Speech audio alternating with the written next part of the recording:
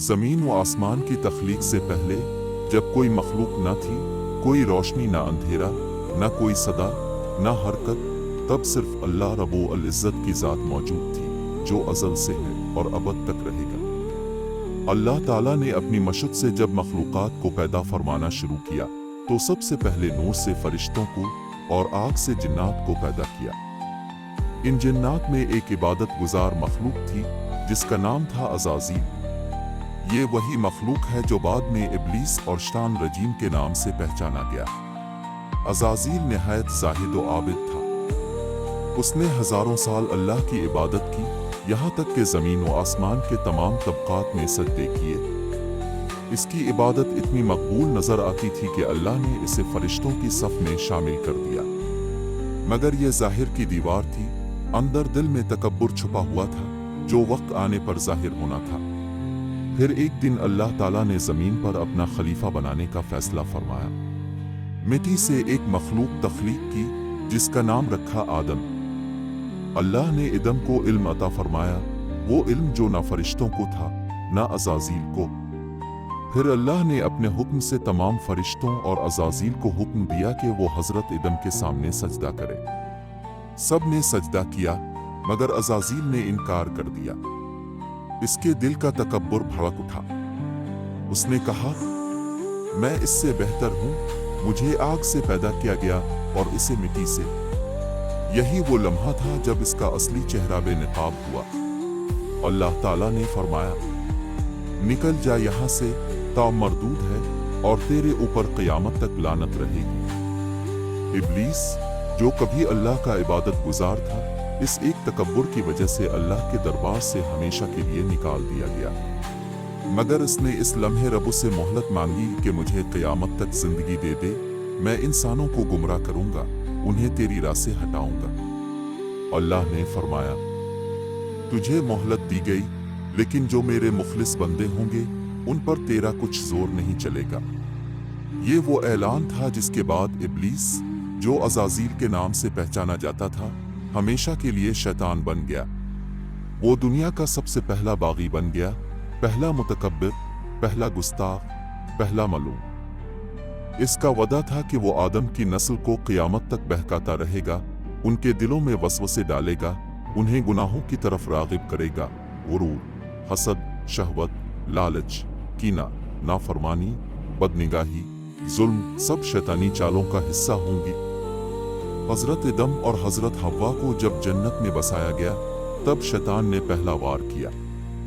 उसने जन्नत में वसवसा डाला, धोखा दिया, खूबसूरत बातें करके इस दरख्त के करीब ले गया जिससे रोका गया था। हज़रत इदम से लग़ज़िश हुई मगर उन्होंने तौबा कर ली और अल्लाह ने उन्हें मुआफ़ कर दिया। मगर शैतान ने तौबा नहीं की बल्कि अपनी जिद पर अड़ा रहा। वो अपनी गुमराही पर नाज करता रहा। फिर जमीन पर नस्ल इंसान का सिलसिला शुरू हुआ। शैतान ने हर दौर में अपनी चालें चला है। कौम नूह को बुत परस्ती सिखाई, कौम आदो सुम्बुद को फ़ख्र व गुरूर में मुब्तला किया, कौम लूत को बेहयाई में डुबो दिया, फ़िरौन को खुदाई का दावा सिखाया और बनी इसराइल को साजिश, नाफरमानी और दुनिया परस्ती में घसीट लिया। हर नबी को झुटलाने के पीछे शैतान का हाथ था। उसने लोगों को नफस परस्ती सिखाई, हक से अंधा किया, दिलों को सख्त किया। अल्लाह ताला ने कुरान मजीद में शैतान को तुम्हारा खुला दुश्मन करार दिया। फरमाया, यकीनन शैतान तुम्हारा दुश्मन है तो उसे दुश्मन ही समझो।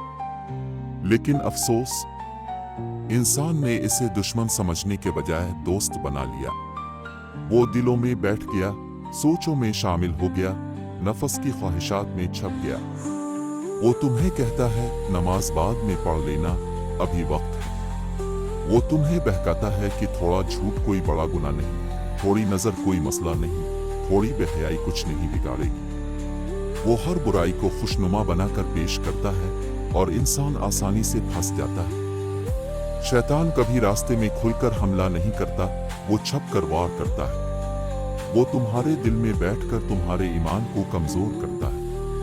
वो अल्लाह के जिक्र से रोकता है, कुरान से दूर करता है, वालिदैन की नाफरमानी सिखाता है, नफस को माबूद बनाता है। और जब तुम गुनाह कर बैठते हो तो तुम्हें मायूस करता है कि अब अल्लाह तुम्हें मुआफ नहीं करेगा, हालांकि अल्लाह सबसे ज्यादा मुआफ करने वाला है। शैतान का सबसे बड़ा हथियार यही है, मायूसी। वो चाहता है कि बंदा रब्बो की रहमत से मायूस हो जाए, मगर सच्चा मोमिन जानता है कि मेरा रब्बो गफूर और रहीम है, वो हर गुनाह मुआफ कर सकता है, बस मैं सच्चे दिल से तौबा कर लूं। शैतान क़यामत तक जिंदा है और गुमराही बांटता रहेगा, मगर क़यामत के दिन जब सबको महशर के मैदान में इकट्ठा किया जाएगा तो वही शैतान जो आज तुम्हें बहकाता है, इस दिन तुमसे कहेगा, मुझे मलामत न करो, मैंने सिर्फ दावत दी थी, तुमने मान ली। वो तुम्हें अकेला छोड़ देगा और तुम खुद अपने गुनाहों के बोझ तले शर्मिंदा होगे।